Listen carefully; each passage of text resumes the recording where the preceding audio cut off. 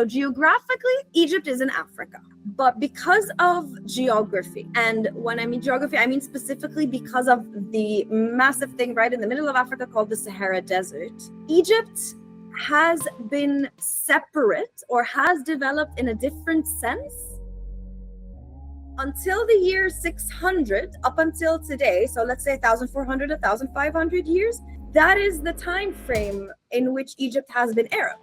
If Africa could move from Africa and get to Asia, get to Europe, go to the rest of the world, you need to prove to me why Egypt could not interact with its southern neighbor. So you cannot be the most advanced and just close up yourself and I will only interact with these people, I will not interact with the other people. It doesn't make any sense. Like, this is where we are. This is the map of Africa. There are thousands of people living here and we're not interested. Egyptians are the same like every other part of Africa. That is what I'm saying. But for the fact that you have an interaction with Sudan doesn't stop you from having interaction with the other people.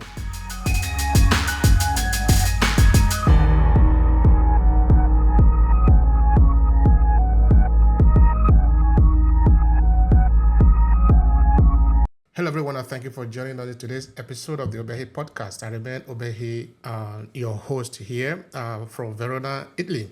So today I have the honor of having with me Sherifa. That is her name.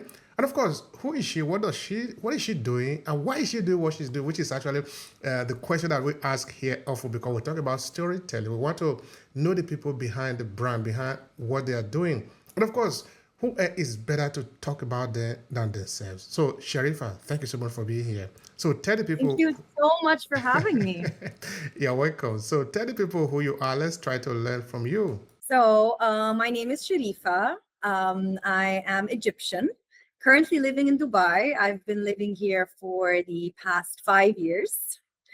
My career has always been in education, done many things across the years, been on all different sides of education. I don't know if we're going to get into that today, but we can.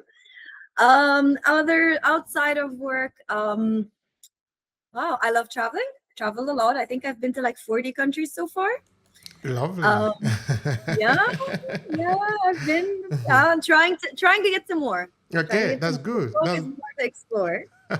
It is said that traveling is part of education. So you are in education, you are traveling, you are in the same place.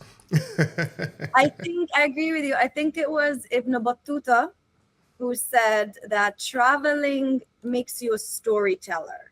Absolutely. And that if I remember the quote correctly, we might have to fact check that. I love traveling. I'm also a scuba diver.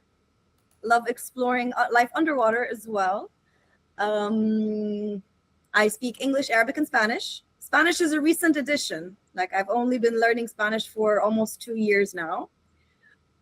I love working out as well. If I'm not out of the office, you will find me in the gym. Wow, that's lovely. Yeah, that's lovely. There's a lot of things about you, a lot of interesting things about you. That is great. That is great. All right. So you tell me a bit about you growing up, Sherifa. Yeah. Tell me about that. Okay. So I grew up in Cairo, Egypt. And if you and your followers know anything about Egypt, it's massive.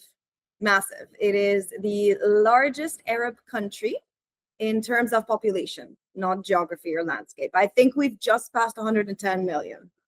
There's a lot of Egyptians. As a society, it is very stratified.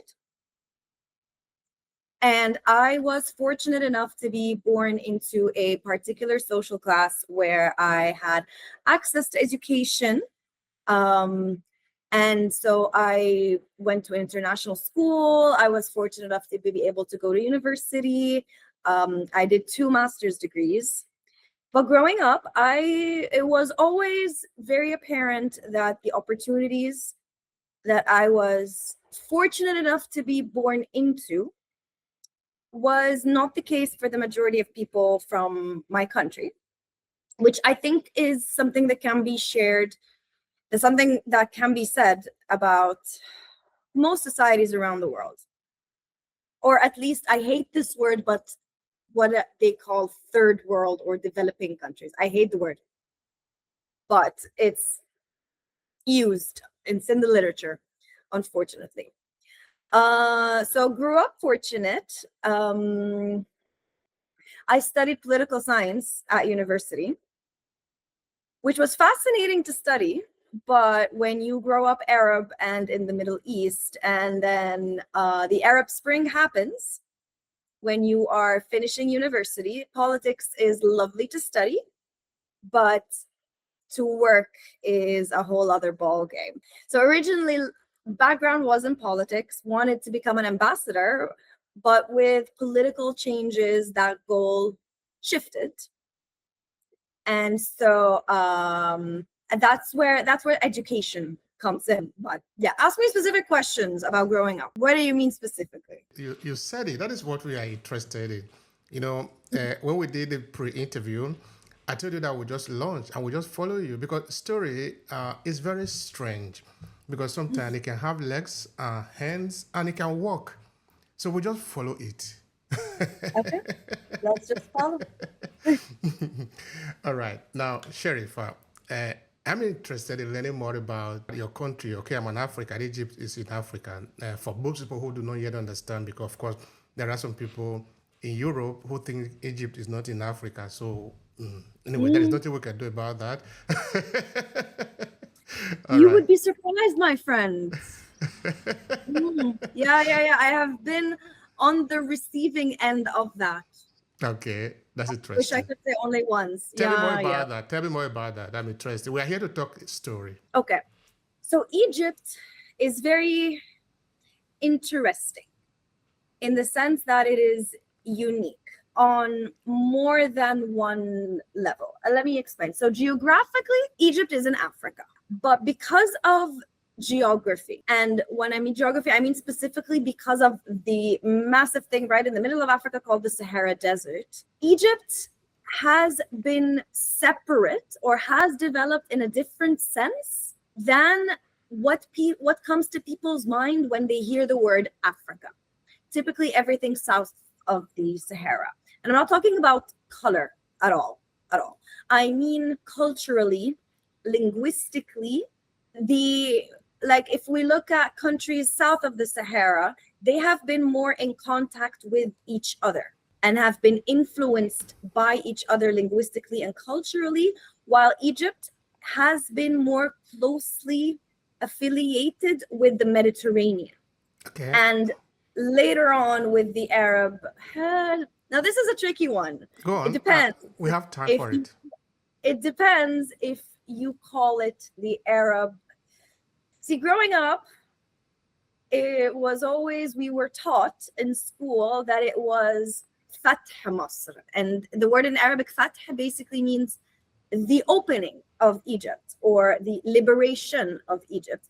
And this is when it was around the year 630, 640 something, when Islam and Arabic came together hand in hand into Egypt. Because when we talk about the origins of Islam or the origins of the Arabic language and culture, we're talking about the Arabian Peninsula, essentially. Egypt, all of the countries of North Africa, Tunisia, Libya, and even part of the Levant, Syria, Palestine, Lebanon, Jordan, none of these countries were Arab. We were Arabized, and the majority of the country became Muslim with the arrival of the Arabs in 600 something. And that is why to this day, I personally know a lot of people who say they identify as Egyptian. They don't identify as Arab, which is not 100% accurate. It is more of a perception, because officially it is the Arab Republic of Egypt and Arabic is the official language.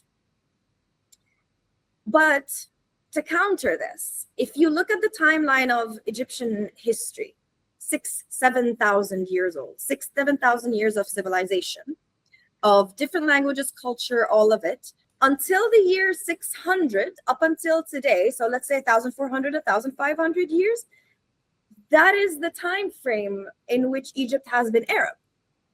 But